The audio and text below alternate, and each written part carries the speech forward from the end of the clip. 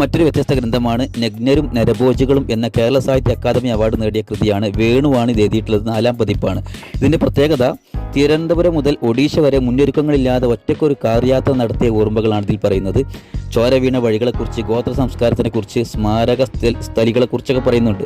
യാത്രക്കാരനെ പോലെ തന്നെ വായനക്കാരനും ഈ ഏകാന്ത യാത്രയിൽ നമുക്ക് പങ്കാളികളാൻ സാധിക്കുന്ന വ്യത്യസ്ത ഒരു വായനാനുഭവം നൽകുന്ന ഗ്രന്ഥമാണിത്.